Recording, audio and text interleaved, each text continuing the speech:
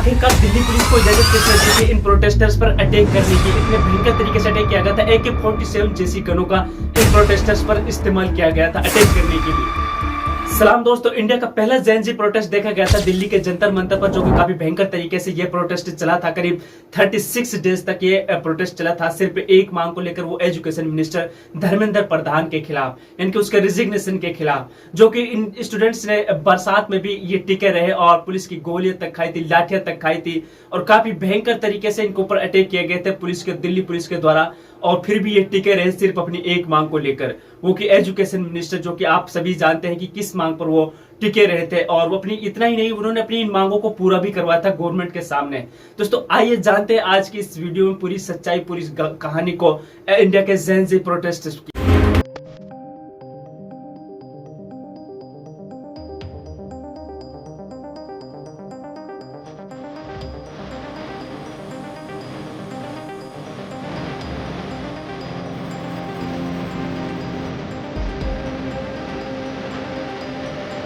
2024 में हमें बांग्लादेश के अंदर जेन जी का पहला प्रोटेस्ट देखने को मिला था, जहां की शेख हसीना, जो कि प्रधानमंत्री हैं, उनको इस्तीफा दिलवाने पर मजबूर कर दिया था। वहां पर इतने भयंकर तरीके के प्रोटेस्ट देखे गए थे जेन जी के द्वारा कि प्रधानमंत्री के घर पर भी वो लोग घुस गए थे जेन जी, और जो कि प्रधानमंत्री के घर में घुसकर उन्होंने तोड़फोड़ की थी और नुकसान काफी भयंकर तरीके से कर दिया था। और वहां की प्रधानमंत्री शेख हसीना इस्तीफा देकर वहां से भाग निकली थी बांग्लादेश को छोड़कर। लेकिन दोस्तों 2025 में हमें नेपाल के अंदर ऐसा ही जेन जी का प्रोटेस्ट देखने को मिला था, जहां के KP शर्मा ओली प्रधानमंत्री थे, उनको भी मजबूर किया गया था दोस्तों इस्तीफा दिलवाने के लिए। और उनके घर में भी इसी तरीके से बेहाल कर दिया गया था, उनके घर को बुरी तरीके से नस्तनाबूद कर दिया था और उनको वो भी अपने इस्तीफा देकर वो भी देश को छोड़कर भाग गए थे। लेकिन दोस्तों अब 2026 में हमारे भारत के अंदर पहला जेन जी का प्रोटेस्ट देखने को मिला है, जो कि सिर्फ एक मांग को लेकर वो अपना प्रोटेस्ट कर रहे हैं दिल्ली के जंतर मंतर पर, जो कि एजुकेशन मिनिस्टर मस्ट रेजिग्नेशन को लेकर, यानी कि भारतीय एजुकेशन मिनिस्टर, शिक्षा मंत्री को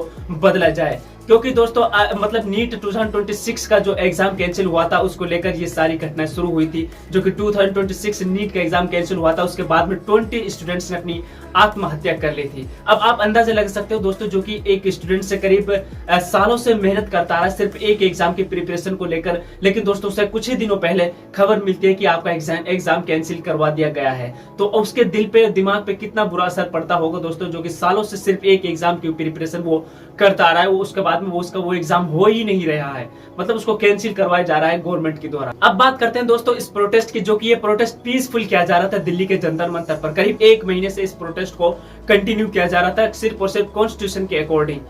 इतना ही नहीं दोस्तों, यहाँ पर सोनम वांगचुक भी आ जाते हैं हंगर स्ट्राइक पर, और वो करीब 15 दिन तक अपने हंगर स्ट्राइक को कंटिन्यू रखते हैं। लेकिन 15 दिनों के बाद उनकी तबीयत काफी बिगड़ने लगती है, करीब 10 kg वजन भी कम हो जाता है, और इतना ही नहीं दोस्तों, उसका ब्लड प्रेशर भी लो होने लगता है। लेकिन दोस्तों यहाँ पर सरकार एक बार भी बिल्कुल भी ध्यान नहीं दे रही थी इन स्टूडेंट्स के प्रोटेस्ट पर, कि उनकी क्या मांगे हैं, आखिरकार वो क्या चाहते हैं। लेकिन इस प्रोटेस्ट को लेकर दोस्तों पूरे देश भर में आवाज उठने लगती है। इतना ही नहीं दोस्तों, राजस्थान में और बिहार में और मुंबई में और दोस्तों आंध्र प्रदेश, मध्य प्रदेश, यूपी में, इन बड़ी बड़ी जगहों पर इनके जेन जी के प्रोटेस्ट हमें देखने को मिलते हैं। देश भर से आवाज उठने लगती है इन प्रोटेस्ट को लेकर, देश भर से आवाज उठने लगती है इन जेन जी की जो मांगे हैं उनको लेकर, जो कि सरकार के सामने वो बड़े बड़े जो सेलिब्रिटीज हैं, उन्होंने इन प्रोटेस्टर्स की मांगों को उठाया था ताकि सरकार उनकी मांगों को पूरा कर सके। लेकिन दोस्तों यह प्रोटेस्ट एक नया मोड़ ले लेता है, जो कि होम मिनिस्टर अमित शाह अचानक से दिल्ली पुलिस के कमिश्नर, जो कि सतीश गोलचा, को उनकी पोस्ट से हटा देते हैं।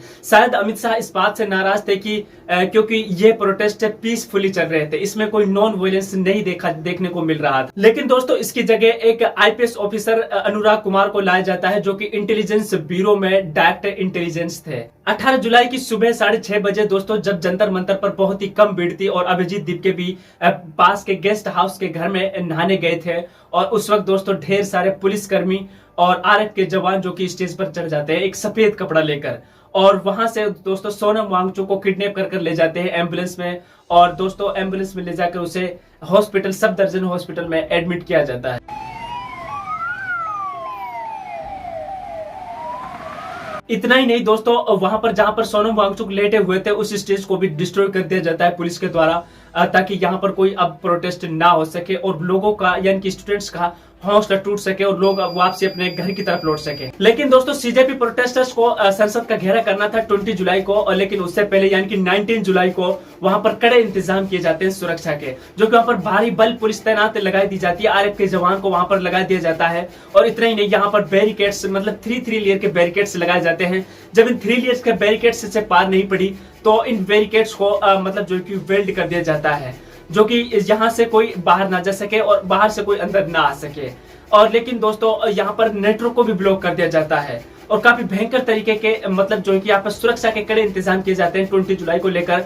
लेकिन दोस्तों यहाँ पर ये स्टूडेंट्स डटे रहे। बरसात भी आई लेकिन पुलिस से भी मार उन्होंने खाई, लेकिन वो डटे रहे। इन प्रोटेस्टर्स ये प्रोटेस्टर्स वहां से अपनी जगह अपनी मांगों को लेकर वहां पर डटे रहे। और इतना ही नहीं दोस्तों, यहाँ पर जो कि मेट्रो स्टेशन को भी ब्लॉक किया जाता है, जो कि यहाँ पर करीब 5 मेट्रो स्टेशन को ब्लॉक किया जाता है। लेकिन दोस्तों वहां पर जो सीजेपी के जो प्रोटेस्टर थे, जेन जी के जो स्टूडेंट्स थे, उन्होंने दोस्तों मेट्रो स्टेशन के अंदर ही उन्होंने नारे लगाने शुरू कर दिए थे और नारे लगाकर वहां से भाग निकलते हैं और दोस्तों जंतर मंतर की तरफ वो पहुंच जाते हैं। लेकिन दोस्तों 2 घंटे के अंदर अंदर ही जो सुरक्षा के कड़े इंतजाम किए गए थे सरकार के द्वारा, उनको 2 घंटे के अंदर अंदर खत्म कर दिया जाता है, जो कि सरकार के जो काफी भयंकर तरीके के जो कड़े इंतजाम थे, सारे बैरिकेड्स टूटने लगते हैं। सुबह के करीब 10:30 बजे के लगभग वो सारे बैरिकेड्स डिस्ट्रॉय कर दिए जाते हैं और स्टूडेंट्स का जो कि जमावड़ा था वो दोस्तों काफी भयंकर तरीके से जो कि संसद की ओर भागते हैं। दोस्तों 11 बजे तक लोग संसद की ओर भागते हैं और उससे पहले जो कि दिल्ली पुलिस, जो कि यहाँ पर बड़ी शर्मनाक घटना सामने आती है,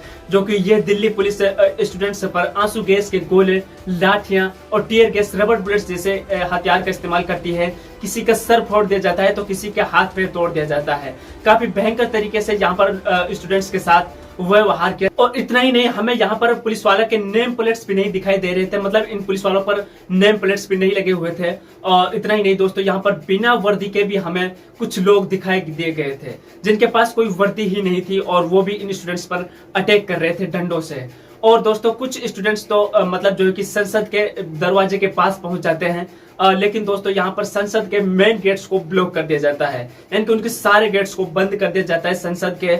और इतना ही नहीं दोस्तों, पार्लियामेंट के अंदर जो कि गेट के बिल्कुल सामने यहाँ पर आरएफ के जवान, पुलिस यानी कि आर्मी के जवान दो को फायरिंग रेंज पर लगा दिया जाता है। यानी कि यहाँ पर इस तरीके से बिहेव किया जाता है जैसे कि जलियांवाला बाग का सीन हो, जो कि अपने ही स्टूडेंट्स पर यहाँ पर फायरिंग करने के लिए आपने दो मतलब आर्मी के जवान को लगाया हुआ है गन, यानी कि फायरिंग करने के। लेकिन दोस्तों उसके बाद में प्रधानमंत्री नरेंद्र मोदी जो कि पार्लियामेंट को छोड़कर भाग निकलते हैं और दोस्तों वहां पर सीजेपी के जो प्रोटेस्टर्स थे फिर उसके बाद में पार्लियामेंट के सामने ही अपना घेरा कर लेते हैं, मतलब वहीं पर अपना प्रदर्शन शुरू कर देते हैं। उसके बाद में बीजेपी की बड़ी स्टेटमेंट आती है, जो कि बीजेपी कहती है कि हम उनसे बात करने के लिए तैयार हैं।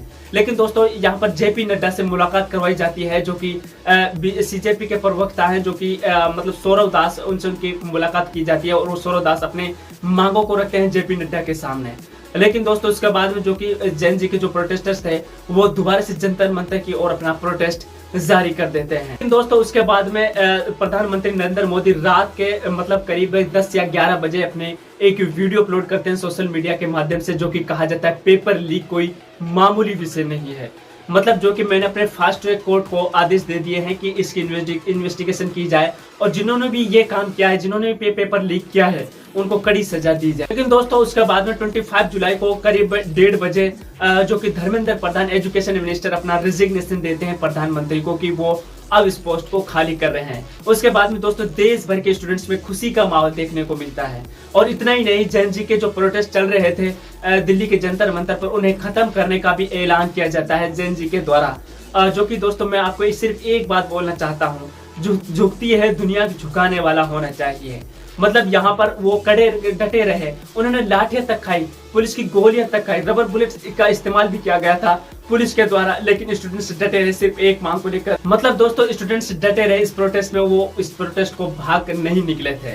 मतलब वो उनको जीत चाहिए थी और वो जीत उनको मिल भी गई थी। ये होती है दोस्तों असली जीत स्टूडेंट्स की, ये होती है असली जैन जी की पावर, जो कि सरकार को उन्होंने झुकने पर मजबूर कर दिया था। दोस्तों अब यहाँ पर सरकार ने जो भी कोई पेपर लीक करेगा उस पर 1 करोड़ रुपए का जुर्माना और 10 साल की सजा को भी लगाया गया है, जो कि इस बिल को पार्लियामेंट के अंदर पास भी करवा दिया गया है। और दोस्तों अब यहाँ पर एक नए एजुकेशन मिनिस्टर की भी यहाँ पर नियुक्ति की गई है, जो कि प्रहलाद जोशी, जो कि नए एजुकेशन मिनिस्टर बनाए गए हैं देश के। दोस्तों अब क्या लगता है आपको कि हमारे देश के अंदर जो एग्जाम्स लीक होते हैं, बड़े बड़े एग्जाम्स लीक होते हैं, नीट जैसे एग्जाम्स हमारे देश के अंदर लीक होते हैं, क्या वो बंद हो पाएंगे? नीचे कमेंट बॉक्स में अपनी राय जरूर दें। क्या वो अपनी अच्छी पोस्ट निभा पाएंगे? क्या वो अपनी अच्छी ड्यूटी निभा पाएंगे प्रहलाद जोशी? नीचे कमेंट बॉक्स में अपनी राय ये भी जरूर दें। और अगर आपसे हो सके तो चैनल को जरूर सब्सक्राइब कर लें, ताकि आपके पास हर एक नई वीडियो मेरी आ सके। बहुत बहुत धन्यवाद।